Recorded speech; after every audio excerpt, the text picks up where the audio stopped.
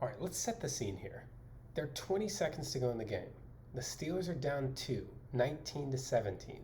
They don't have any timeouts, and it's 3rd and 12 at their own 40-yard line. They've got arguably the best kicker in the game, and they just have to give him a chance to win this game for them. The reason why there are only 20 seconds in the game is because 2 plays ago, Russell Wilson decided to scramble for 4 yards and be tackled in bounds instead of throwing the ball away, and the Steelers didn't use their timeout then, which allowed a lot of time to come off the clock. Then following that play, Russell Wilson was sacked, and so they had to burn their timeout. Now they've got no timeouts left. So let's see what happens on this play. We've got Russell Wilson in the shotgun. He's got 3 wide receivers and then Heath Miller, his tight end. 3 to his left. Pickens is isolated on his right. He takes the snap out of the shotgun, initially looking down the middle of the field, and throws right to Pickens, and they aren't able to connect. Pickens wasn't able to get to it, and this results in a 4th and 12 situation for the Steelers. So let's break down what happened on this play.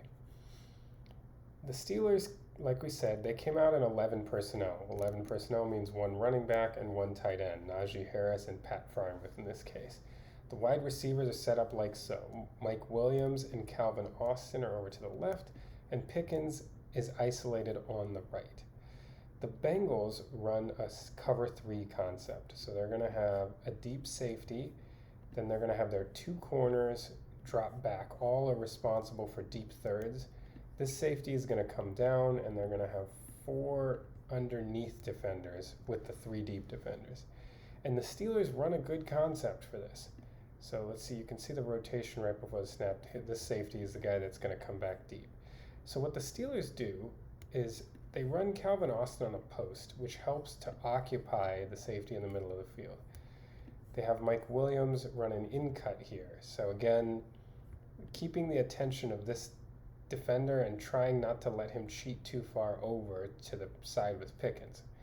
We know the Bengals are going to try to protect the sideline. There are only 20 seconds to go. So what they have Pickens do is they have him running out and up, hoping to confuse the corner to thinking he's just running an out route and then try to beat him deep.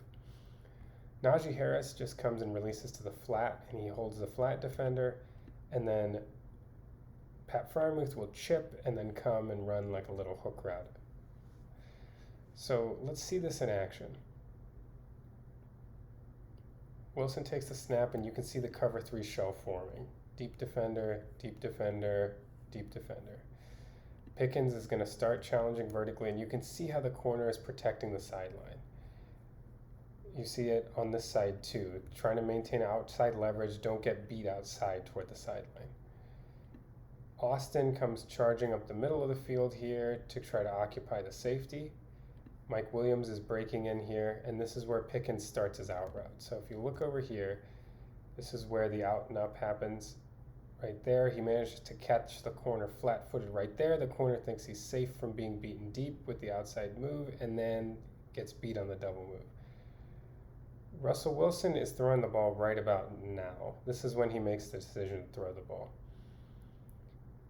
And as Wilson comes up, if you notice, he's, because of the leverage of the corner, right? The corner is really protecting the sideline. So he's not going to allow Pickens to be running this route up the sideline, right? He's trying to prevent the out route. And so because of that, Pickens is going to be running his deep route a little bit inside of the sideline, which makes sense. You're running it out and up and you're trying to beat a defender. You're not going to beat him down the sideline, right? I mean, that would make more sense if you were challenging him inside and then going. Then you might be drifting toward the sideline. When you're challenging him outside and then going up, you're probably not going to be able to beat him to the sideline, because the whole reason you're winning this route is because he thinks you're going to the sideline. He's trying to protect it. And with the game situation, he's going to be protecting the sideline anyway. So Pickens he wins coming down the field, but the throw from Wilson is too far outside. He throws it as if Pickens were running down the sideline, ends up kind of hitting around there. Too far outside, and Pickens is not able to adjust to get to that ball. And honestly, I'm guessing Wilson just missed it, because like we were saying, there's not much logic as to why you would throw it there. With the concept being an out and up, you're not expecting your receiver to be winning down that sideline. You're expecting the defender to commit to the sideline and the receiver to be able to beat him down the field inside of the defender. So I'm guessing Wilson just missed this, and it's a shame because had this ball been placed just a yard inside, I mean, Pickens makes this catch. He's got him. And honestly, with how turned around the corner was, it's possible that if Pickens makes this catch, he might go for 6. If this ball is placed somewhere over here, Pickens might catch this, and he's fast. Even if he has to slow down for the ball, it's possible that he could outrun the safety. In any case, if he catches the ball right here and he goes down, the ball hit, ultimately they ended up giving the Steelers 15 seconds on the clock. So if he caught this ball and went down, the Steelers have 15 seconds to try to run up and spike this ball to give Boswell a chance to kick a field goal. Really unfortunate that they weren't able to get on the same page. And now you see it here from the end zone view.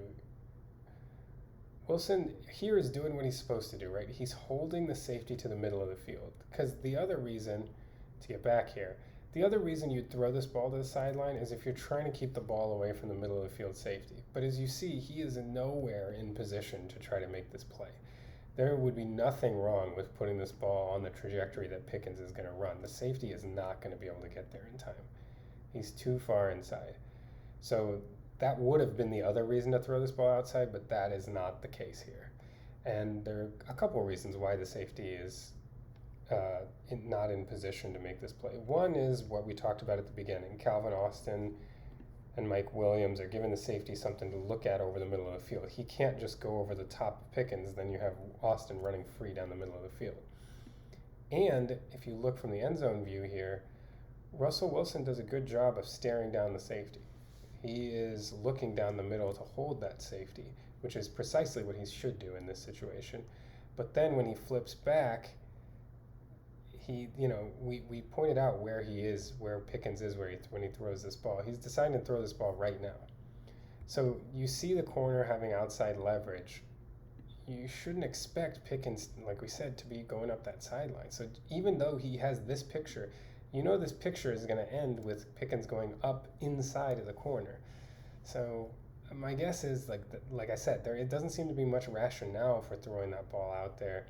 I'm guessing Wilson just missed this throw, and it really is too bad, because if that throw is more on this trajectory, allowing Pickens to run, he could have scored. And if not, if he just caught it and was tackled, the Steelers probably have time to come up and clock this ball and then give Boswell a chance to win it. So a really unfortunate miss there that could have changed the outcome of this game.